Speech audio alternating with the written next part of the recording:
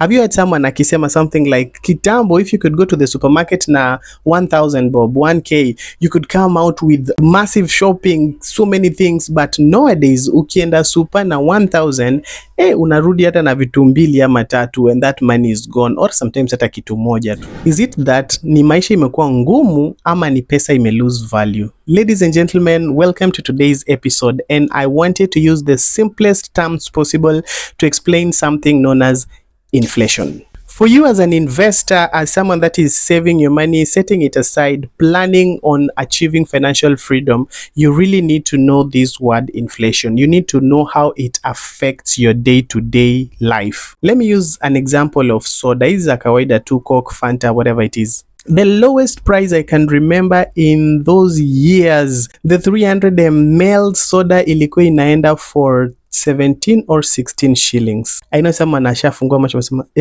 I didn't even find it below 20. Yeah, hivyo ni kwa sababu we ni Gen Z and above. Anyway, yeah, so it was at about 16, 17 shillings. And then hii ingine kubwa ya 500 ml, we used to call it Madiaba. Now that one was at 23, and then ikaenda 25 bob. And then it used to play there, ikaenda 27. Hii ingine ikapanda ikakuja 20 bob, ikakuja 21, 22. And remember those days, hata hiyo bob on top ilikuwa ina make sense. You see right now, ukienda supermarket and then you have some change ya 13 shillings, akikuregeshianga zile 3 bob, you feel so bad paka unatamani unaidonate. These guys have even become smart. Wameka tin over there in these supermarkets. Yeah, you'll drop the coins hapo because mtu anaangalia, we don't even want to donate, but you're just giving it away because you don't think you need it. Some wanaanza kulalamika, no, let me pay that by M-Pesa. But why, when once upon a time even that 1 shilling was making sense? This is because of the inflation. Inflation is the rate at which your money or the money in general is losing value.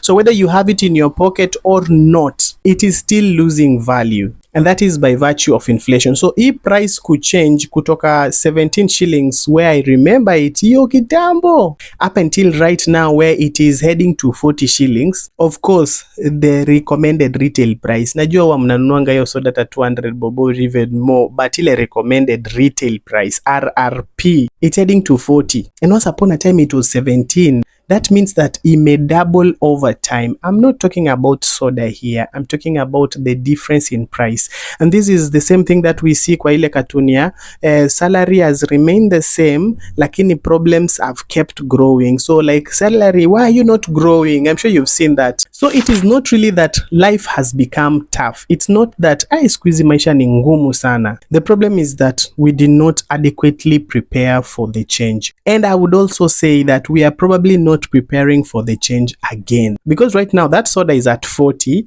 but 10 years, 20 years from now, it will probably be at 80 shillings. Then you will blame the United States, you will blame the president, you will blame the African continent, you will blame your parents, you'll blame everybody for things becoming tougher and tougher as you go along. And I'm not saying that you should bembeleza bad governance, but all I'm saying is that what is actually happening to our money is inflation. Inflation is eroding our money so badly. Of course, right now we are enjoying a very low inflation rate. Right now it is at 4.4%. Therefore, it means if I have 100 shillings right now, by the end of the year, it would have declined. Itakuwa valued at 96 shillings. Automatically, it may lose 4 bob. For every 100, nina lose 4 shillings right now. And that is a sad reality. And there are 2 ways that you're going to fix it. Number 1, you need to fix your income situation. You need to intentionally start looking into your future right now and make plans on what will you do to make your income grow in the future. Income is directly proportional to the capacity. If the value remains the same, your income is always going to remain the same place it is. Na hata kama itapata increment, inapata tu kidogo kidogo here and there, but you need to plan on how to grow your value.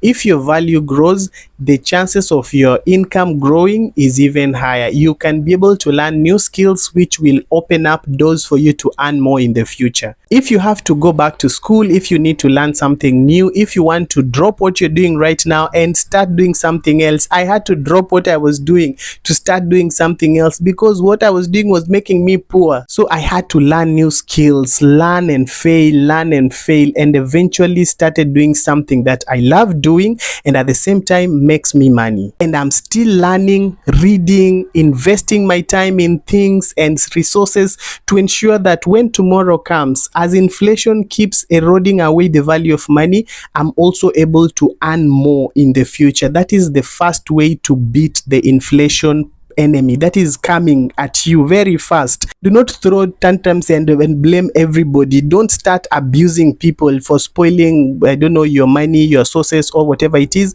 Take your time to start preparing yourself for the same. And the second thing that you need to do, start deliberately save. And when I say save, I don't mean that you wake under the mattress or put under your locker or put in a tin, a jerrycan. No, that is still losing money. Put your money where it is earning a return on investment, and ensure that the place that you are saving, and I'm using saving intentionally right here. Of course, I mean investing, but what I'm saying is that save, put, accumulate money, a portion of whatever that you earn. Learn, even if wewe unaishi hand to mouth, make sure that you're leaving a small portion. Hata kama ni 50, break that curse mwanzo and then start from there kidogo kidogo. When you're putting it somewhere where it is earning something above the inflation, where jiulizange tu inflation size iko ngapi? It is 4 point something percent. Now what am I going to get if I invest this money? I'm going to get 10%, 8%, or it is above inflation. So it is giving me an opportunity to grow my money. So start investing money where it beats inflation. In that way, you are not losing the value of your money, but you are keeping and retaining and growing your money. You need to be deliberate about your financial future. Usingoje mtu akupangie. Huwa si story ya kupangwa, hii unajipanga mwenyewe. So increase your value, better your value, and invest the little that you get. If you can be able to raise capital enough to start businesses, well and good. Break that poverty cycle.